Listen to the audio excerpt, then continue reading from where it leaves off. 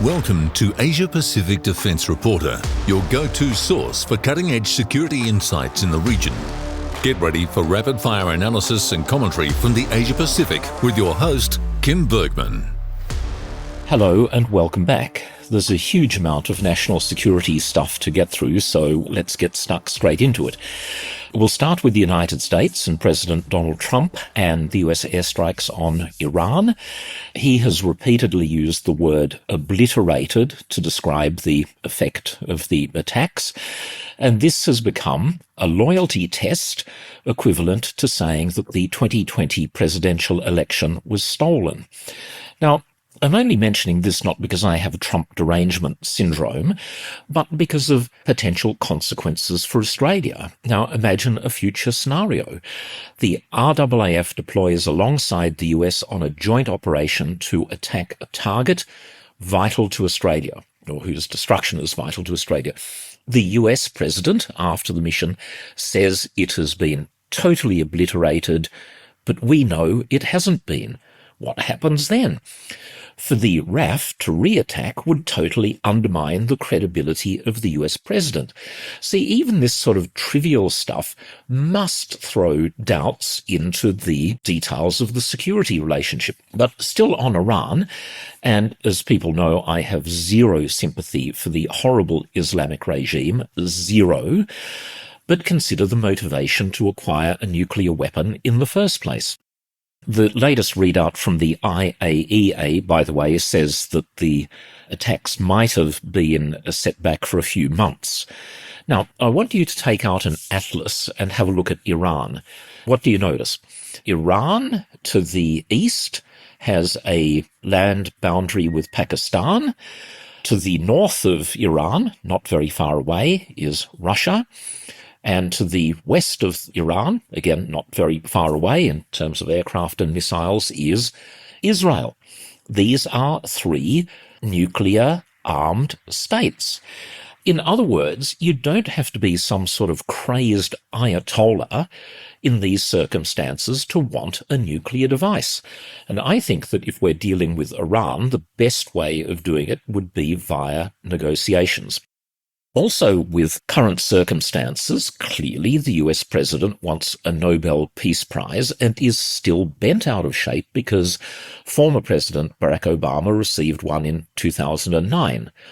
A questionable decision, by the way, in my opinion, since he hadn't actually done anything. But we now have Donald Trump claiming that he has sorted out the long-running conflict between Rwanda and Congo. Well, not really, because the main insurgent group, M23, say they are not part of the deal.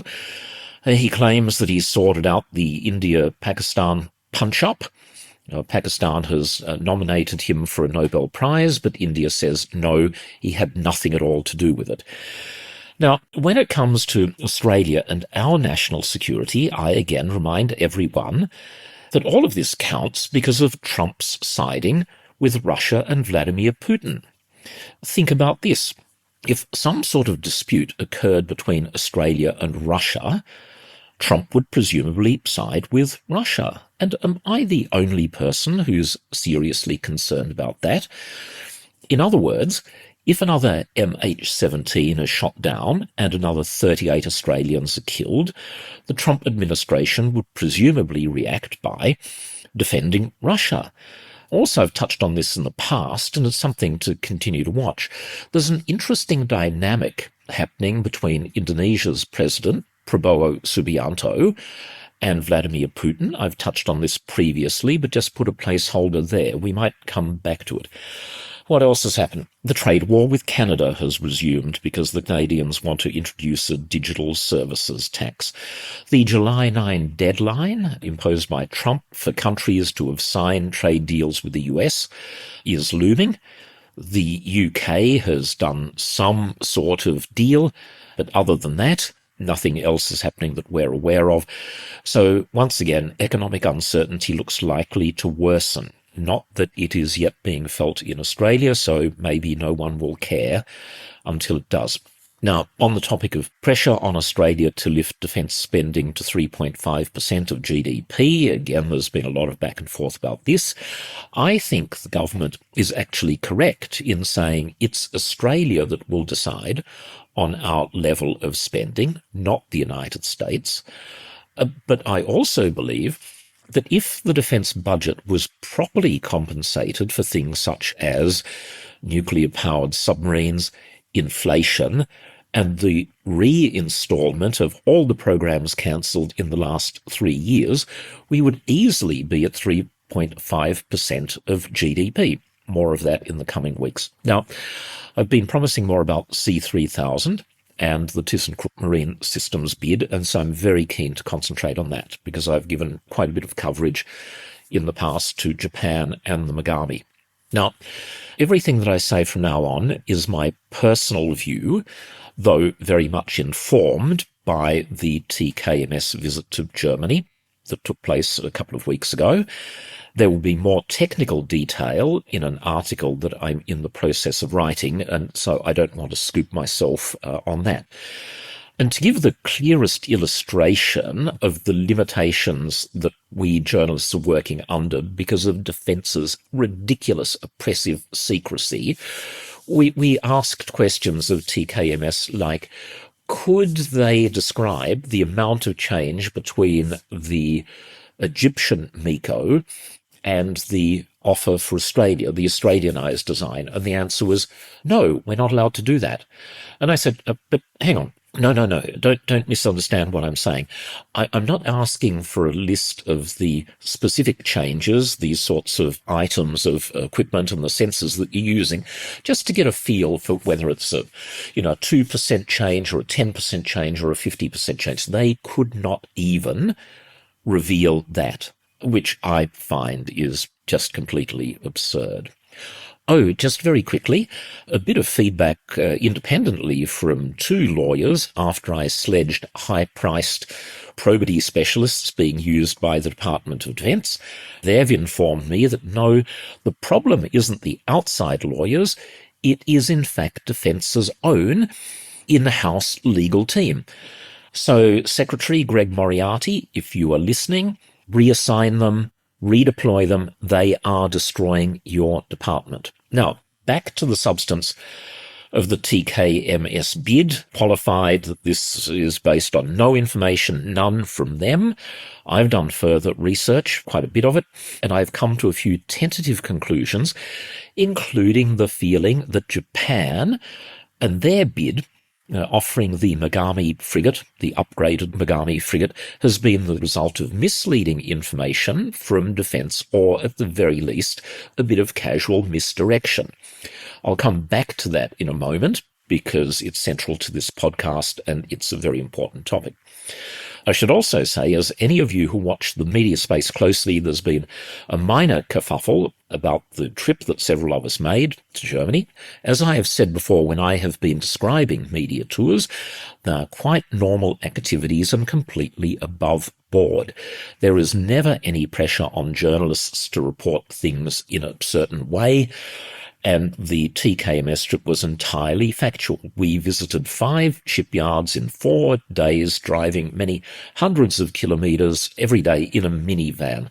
Are these things fun? I'm not sure fun would be the right word, but they are enjoyable if you happen to be a professional journalist interested in major defence procurement such as C3000.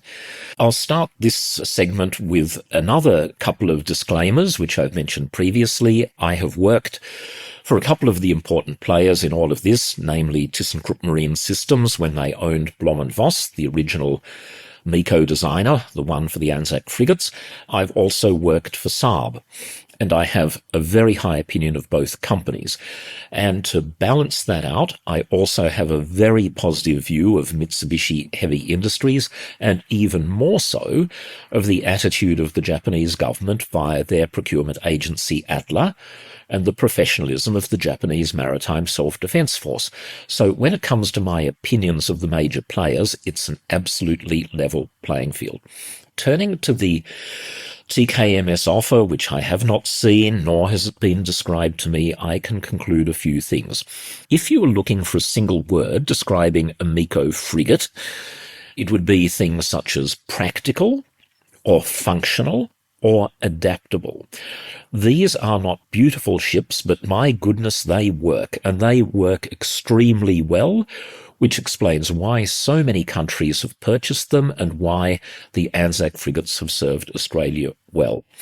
When it comes to commercial strategies, TKMS, being a German company, is very customer-focused.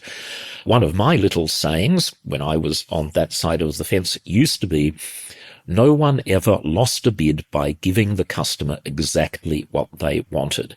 And that is typical of the TKMS approach. We have all been repeatedly told by Defence and Ministers Miles and Conroy that the overriding objective for C3000 is speed to capability. The first ship has to be in the water by 2029, over and over. However, this is the area where I'm getting the distinct feeling that the two bidders have taken fundamentally different approaches and that Japan might have been misled by the government, which I realise is a shocking allegation with all sorts of implications, but bear with me. Japan's approach to fixing the speed to capability issue is to commit to selling Australia 3 Megami frigates straight off the production line, with minimum modifications needed to meet our oppressive maritime regulatory requirements. Using this approach, they can easily meet the 2029 deadline, providing, of course, that the government announces a winner by mid-December of this year. However, TKMS, I believe, have taken a different approach because their exemplar design is the MECO 200 for Egypt, which has weapons and sensors very different from what the RAN is used to. So let's pause for a moment and think about what speed to capability means. It's not just having an Australian-flagged ship in the water in 2029. It also means having a crew that can operate them and a system in place for maintenance support. There is obviously no point having a ship if it just sits at anchor in either Nagasaki or Bremerhaven. It needs to be able to function as a warship from the get-go. Now, I believe that the approach being taken by TKMS will not only deliver the platform in 2029, there's no doubt about that at all, but it will have most sensors and systems in place that the RAN is already familiar with. At the heart of this is the decision to offer the Saab 9LV combat management system, which even today cannot be said as bluntly as that, even though it's screamingly obvious that this is exactly what TKMS have done. But there's far more to this story. If you look at not only the sensors in the RAN inventory that 9LV connects with, such as the Sea Giraffe radars on the LHDs, but if you look at the international success story for 9LV, it's even more impressive. This combat management system is also on the upgraded German F123 frigates, built, as it happens, by, guess who, TKMS. 9LV is on a Thai frigate, Bulgarian corvettes and Swedish platforms, to name but some. I believe that this means that the combination of TKMS and Saab are in the process of pulling together a low-risk package that will be very familiar to the RAN, and I mean not only the main Sea Giraffe radar, but things like the Ceros 200 fire control radars, you can look it up, as well as optronic sensors, ESM systems, and all of the rest of it. And putting all this together, this means that their ship from day one will be far more familiar and probably lower cost than the offer from Japan. Now, having said that, there's still a short amount of time to go in all of this, despite the insane and never explained deadline of 2029. Final bids will be submitted later this year, so there's still time for adjustments. However, I think the fundamentals I have just described will remain. TKMS will submit an offer with a relatively low-risk solution well known to the RAN. On the other hand, MHI have little choice but to bid an upgraded Megami with only a small amount of Australianisation.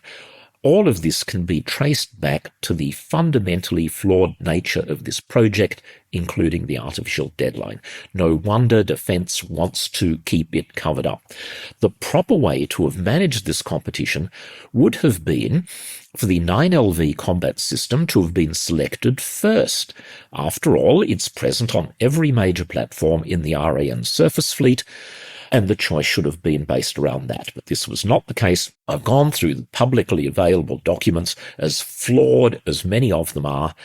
Most importantly, the government's response to the surface ship review, personally signed by Richard Marles, and the 9LV combat management system isn't mentioned once. Now, it's still entirely possible that the Megami is selected. Today, it's still the favourite. It's a very impressive ship with stealth features and advanced AESA radar, a fixed-face array that will almost certainly be better performing than the rotating AESA that will come with the MECO 200. However, the combat management system and many of the sensors are unfamiliar to Australians, being purely Japanese in origin. Now, it's not simply a matter of retraining operators, itself no simple task once you start getting into, radar electronic warfare capabilities and that sort of stuff, no matter how much automation you introduce. You also have to know how many spares to take to sea, what your logistic support system looks like, and a huge raft of associated issues. Think about this for a moment. And I'm picking an extreme example out of the air to illustrate the underlying point. The ships will have an important anti-submarine warfare role. The RAN uses two types of ASW torpedoes, the MU-90 for surface launch, and the Mark 54 carried by the MH-60 Romeo helicopters. TKMS have already done the design work for this configuration because it's what's on the Anzac frigates. Japan uses their indigenous Type 12 torpedo. Australia does not plan to use Japanese weapons. That's an important part of the mix. So just for the ASW torpedo, the Megamis will need to be modified for the MU-90 and Mark 54 in place of their Type 12, and presumably there will be some combat management system issues to be managed as well. Now, these issues might be totally trivial, but I'm just using this as an example. Now, it's entirely possible that Japan will be chosen, despite the lower risk TKMS solution, and I'll tell you why. The ship ultimately selected might have less to do with the performance details of the platform and more to do with the career aspirations of senior RAN leadership. Many of them are openly enthusiastic about the Megami. My feeling is that, apart from the virtues of the ship itself, which are undeniable, but the main driver is because they perceive that the government, especially Richard Marles, is keen on the Megami because of the idea of closer engagement with Japan. To be promoted, and for some of them, their ambition knows no bounds, they have to be on side with the minister. Now, it's easy to connect those dots. Keep the minister happy, therefore we'll give him the ship that he wants, irrespective of what is best for the RAN. Now, I know that this is a lot for people to get their heads around, but it comes back to all of this secrecy that surrounds the project.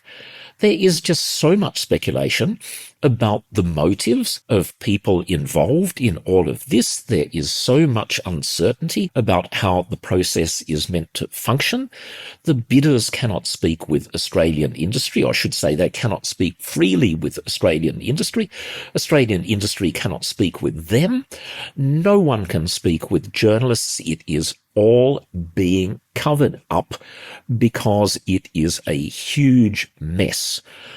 Oh my goodness, there was so much more I wanted to go into. Four Corners program about submarines, the ANAO critical of the support ships, the launch of the first Arafura. I'll try and do a few of those in the next episode. Thank you very much for listening. Goodbye for now, and see you next time. That's today's Asia Pacific Defence Reporter. For more in-depth articles, expert opinions and exclusive interviews, visit AsiaPacificDefenceReporter.com. Stay informed, stay ahead. This is your source for all things defence. Until next time.